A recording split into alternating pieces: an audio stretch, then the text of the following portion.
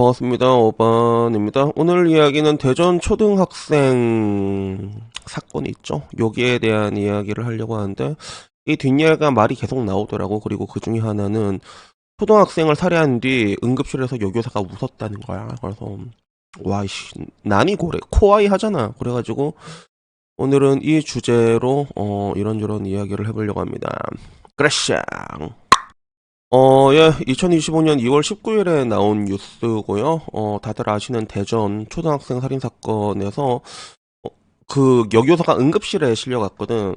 이게 살인을 하고 난 그 다음에 자기도 자해를 했단 말이야. 그래서 그 과정에서 응급실에 실려갔는데, 근데 그 상황에서 웃었다. 이게 기사에 나온 거야. 그래서 헤드라이트만 보면 응급치료 검사 과정에서 소리내 웃었고, 일반적이지 않은 살해, 그리고 우울증과 무관 범행, 작년 순천 여고생 살인범 박대성도 웃음이라고 하길래 작년 순천 여고생 살인범 박대성 누구지 싶어 찾아봤는데 이 사람은 신상 공개가 됐잖아. 보니까 와 여러분 눈만 봐도 좀 무섭지 않나 이거?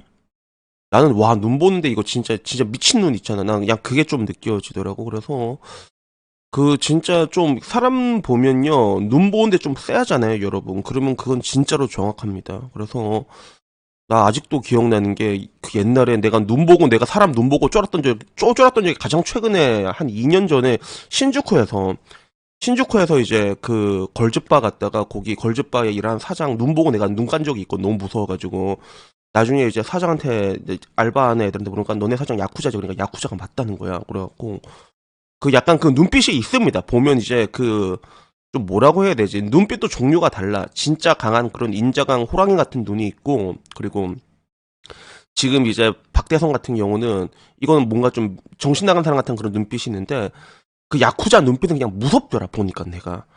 그래서 마치 그 호랑이 막 울음소리만 들어도 막 이렇게 쫀다고 하잖아. 약간 내가 그래갖고 이렇게 쫀 적이 있었는데, 그게 갑자기 생각이 나더라고.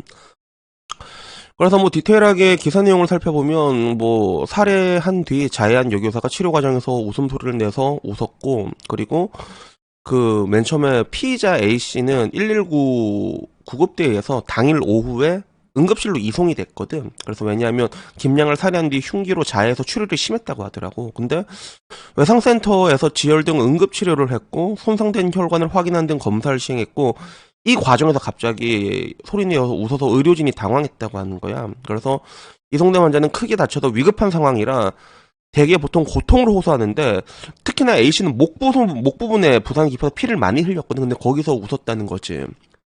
여기에 대해서 전문가들은 범행을 저지른 죄의 웃는 행동은 우울증 등 정신병력이랑 무관한 반사회적 인격장애의 가능성을 거론을 하더라고. 그래서 우울증은 기분 조절을 못하는 장애일 뿐인데 이번 살해 사건이랑 관계가 잘 없다. 그래서 끔찍한 범행을 저지르고 응급실에서 웃었다면 반사회적 장애로 뭐 폭력적 이상 범죄를 저지른 것으로 볼 수밖에 없다. 이런 식으로 얘기하고 그리고 실제로 지난해 전남 순천에서 일면식 없는 여고생을 흉기로 찔러 살해한 뒤 도주하는 과정에서 박대성이 또 같이 웃었다고 얘기를 해가지고 요 기사가 나오고 사람들의 반응은 좀 이제 충격과 공포지. 그래서 아 내가 뭘 본 거냐 진짜 사형을 시켜라 이게 베데시였고 두 번째 베데는 일본처럼 사형 집행일을 알려주지 않고 집행함으로써 매일매일 교도관 발소리만으로도 죽음의 공포를 느끼게 된다. 이게 두 번째.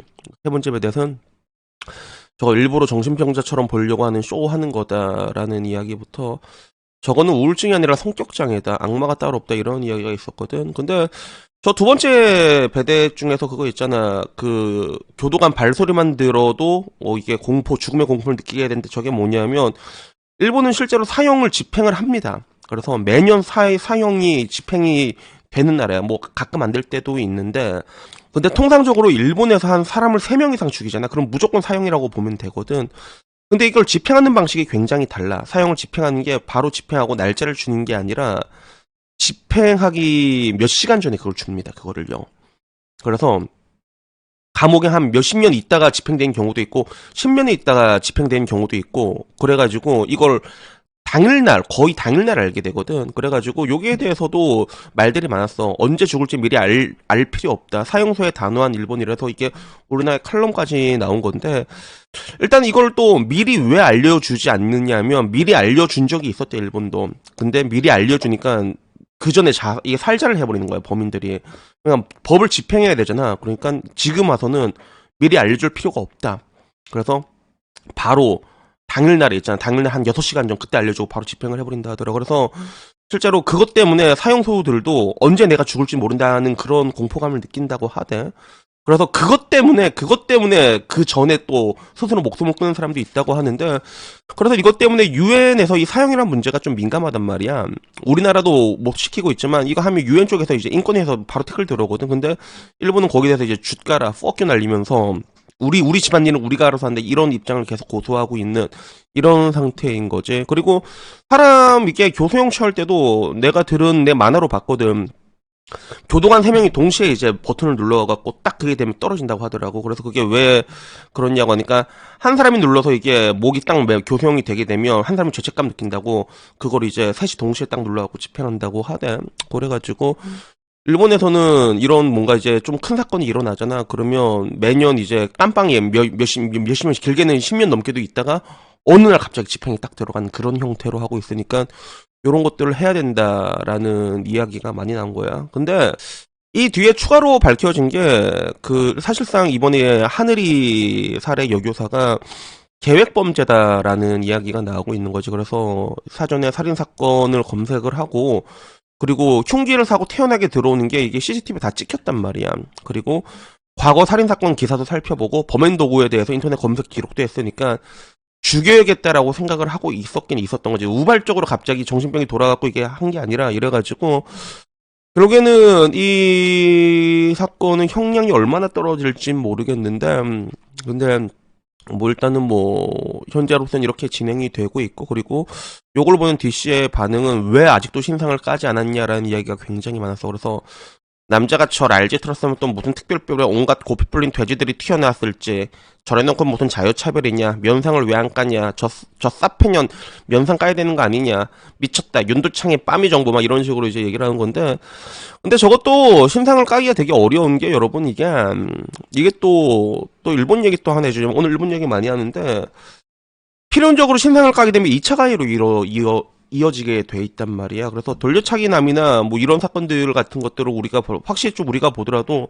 남자들이 좀 뭔가 있으면 바로바로 까게 되는 좀 남자들에 비해서 여자들이 조금 더 관대한 그런 적용을 받는 건 사실인데 근데 실제로 일본 같은 데에서는 제가 말했잖아요. 이지메이 국가라고 저런 범죄자들이 있잖아. 다 까버리잖아 일본은. 그 가족들이 고통을 받아요 실제로. 그래서 어느 정도 수준이냐면 뭐 직장 잘리는 건 기본이고 그냥 이지맹을 계속 당해 그게. 그래서 내 옛날에 봤던 기사는 확실하진 않은데 어떤 묻지마 살인 사건이 일어났거든. 근데 그 범인 아버지가 그 미안하다고 자살한 경우도 있었어 실제로. 그래서 저 여교사 같은 경우는 분명히 내가 듣기로는 고3짜리 아들내미가 있다고 했단 말이야.